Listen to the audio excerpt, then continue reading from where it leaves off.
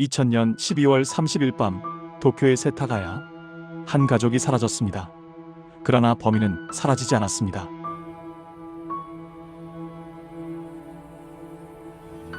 도쿄 세타가야구 가미소시가야의 한 주택에서 미야자와 가족 4명이 사망하였습니다. 당시 경시청 자료에 따르면 사건 현장은 도립소시가야 공원 확장으로 인해 이주가 진행되던 구역이었으며 사건 당시에는 주변에 남아있던 집이 극히 제한적이었는데요. 현장에는 많은 단서가 존재했습니다.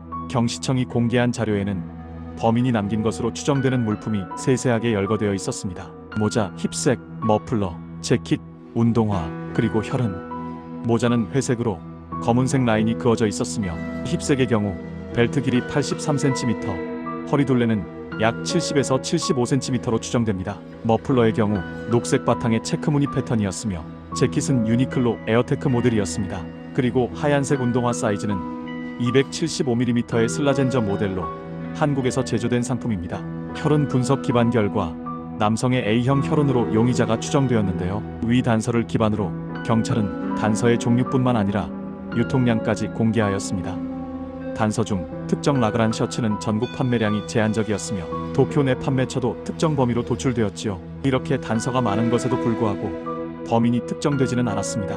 물증만으로는 용의자 이름에 도달하지 못하였으며 마지막 결정적인 단서가 부족한 이유였습니다. 경시청은 용의자를 공개 수배하고 현상금을 2천만 엔으로 책정하였습니다. 여기서 첫 번째 이유, 왜 이 집으로 선택되었나? 수사심리학 관점에서는 범행이 기회 중심인지 표적 중심인지를 살펴봅니다. 기회 요인으로는 사건 현장은 공원 확장에 따른 이주로 주변 가구가 적었다는 점이 공식 자료에 명시된 것으로 미루어 보아 발각 위험과 목격자 가능성 감소라는 관점에서 기획형 범죄에 유리한 환경으로 도출되지요. 표적 요인의 관점으로는 가족 구성원과 생활 패턴을 알고 선택한 표적형 가능성도 배제할 수는 없으나 공식적으로 확정된 정보가 아님에 따라 비중을 높게 선정하는 데는 어려움이 있습니다. 이에 따라 최소한 범인은 집 주변 환경의 취약성을 활용할 수 있었으며 환경적 취약점이 사건의 중대 리스크를 키웠을 개연성이 높을 것으로 판단됩니다. 두 번째 이유, 범인은 계획형인가 충동형인가?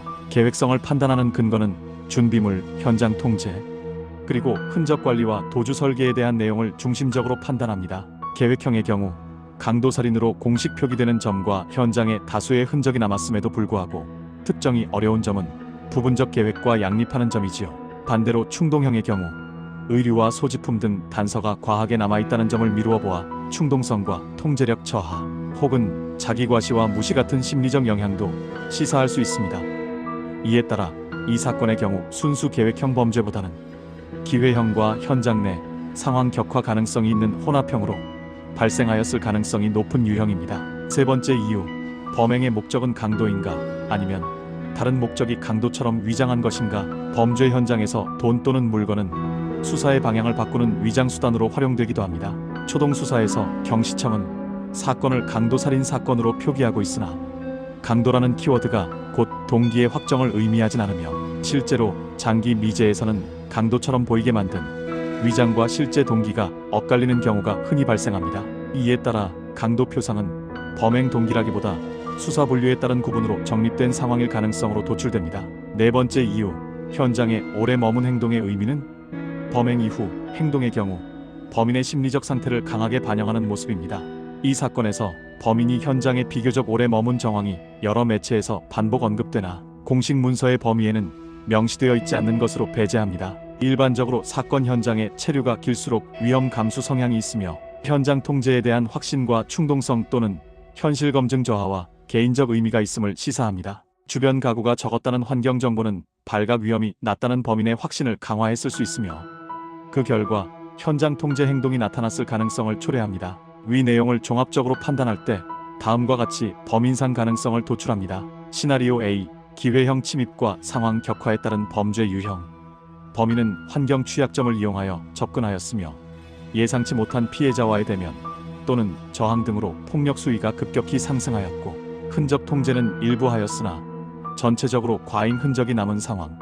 시나리오 B, 표적형과 위장 가족과 주택에 대한 사전 정보가 수집된 상태에서 강도처럼 보이게 만들었을 가능성과 범행 후 행동의 감정과 상징이 개입될 여지가 있는 상황.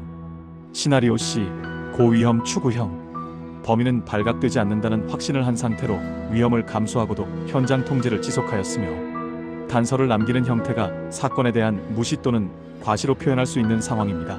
분석된 세타가야 사건은 단서가 부족해서 풀리지 않은 사건이 아니며 오히려 현장에서의 단서는 너무 많이 존재하였습니다.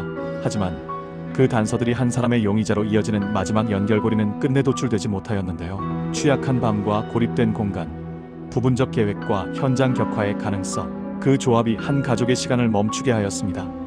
그리고 지금도 이 사건이 끝나지 않은 이유는 아직도 목격자의 한마디와 단서를 통해 용의자를 색출할 수 있는 마지막 조각이 맞춰지지 않았기 때문입니다. 의문의 서고입니다.